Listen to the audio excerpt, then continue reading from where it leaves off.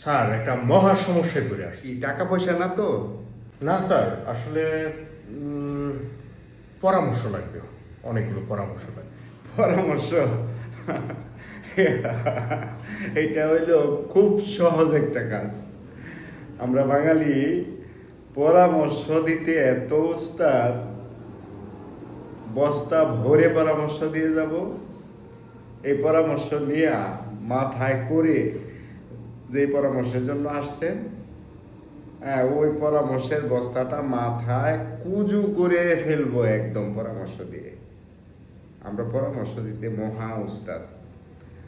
আপনার জ্বর আসছে, কেন আসছে, কিভাবে আসলো, কি সমস্যা হয়েছিল জানবো না, দরকার নাই।